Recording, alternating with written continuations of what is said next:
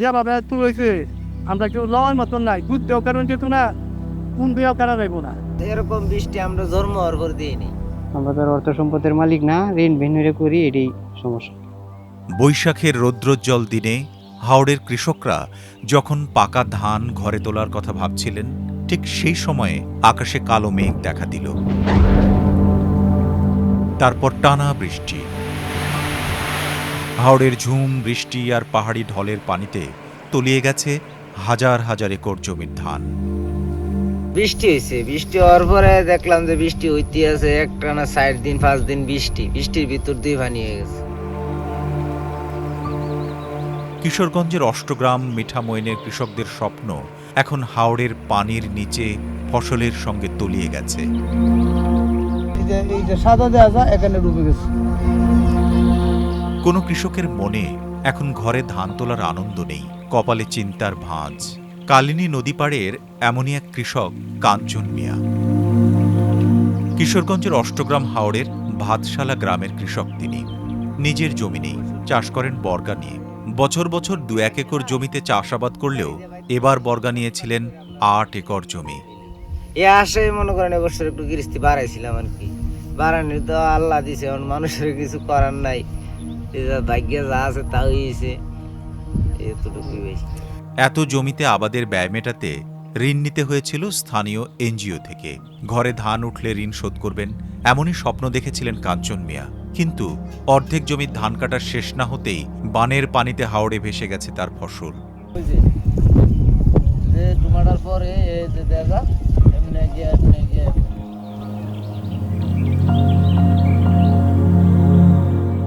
বহুত কষ্টে আছি আমরা, মানুষ বউ জি লইয়া সবাই লই আমরা মাঠে আছি, এই হলো আমরা সমস্যা।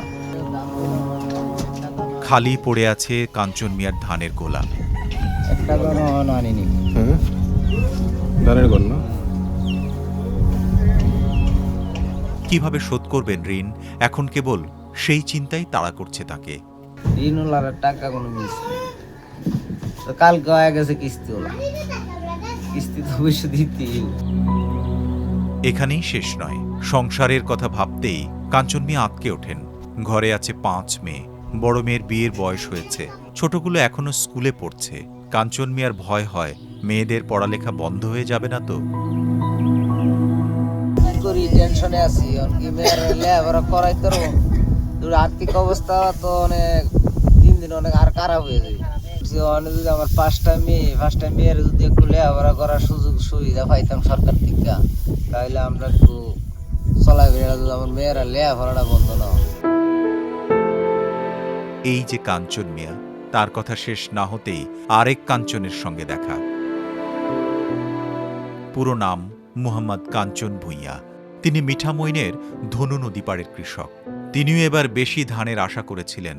বর্গা নিয়েছিলেন প্রায় 8 একর জমি।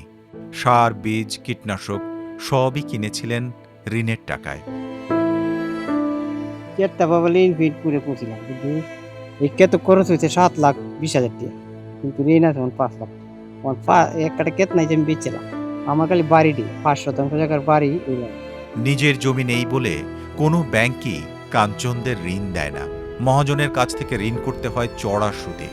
সুদে মনে করুন 1 লাখ টাকা, 20,000 টাকা, 6 লাখ টাকা হইব, 5 লাখ টাকা, 6 লাখ আমি কেন। যে জমির দিকে তাকিয়ে তারা সারা বছরের স্বপ্ন বুনেছিলেন, সেই জমির ওপর এখন শুধু থই থই করছে পানি। কাঞ্চন ভূঁইয়া এবছর স্বপ্ন দেখেছিলেন 1200 মণ ধান গোলায় তুলবেন, কিন্তু সেই ধান এখন পানির নিচে, আর কাঞ্চনের কাঁধে ঋণের বোঝা।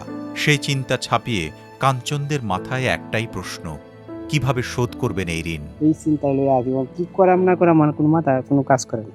আর আমার তখন বয়স গেছে, কাম করে যে টিয়া দেন বাড়ি নেই কোমতো তো না। কৃষকদের এমন করুণ গল্প আছে হাওড়ের ঘরে ঘরে। এবছর কেবল সরকারি হিসেবেই কিশোরগঞ্জে ক্ষতিগ্রস্ত হয়েছেন প্রায় 21,000 কৃষক, কিন্তু স্থানীয়রা মনে করেন সেই সংখ্যা আরো অনেক বেশি।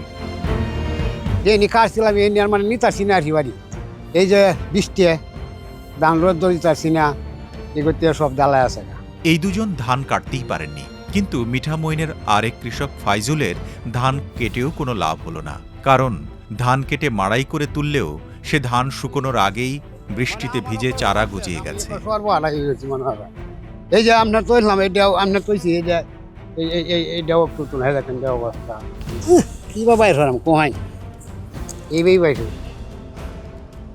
না, ওখান তো আর চাউল হবে না, যেটা জ্বালা থাকে এটা আমাদের আপনার চাউল হবে না। চোখের সামনে নষ্ট হয়ে গেছে 300 মণ ধান। এখন কে কিনবে এই চারা গজানো ধান?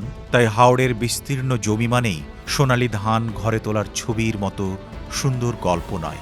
এখানকার কৃষকদের লড়তে হয় হাওড়ের পানি আর ঋণের বোঝার সঙ্গে।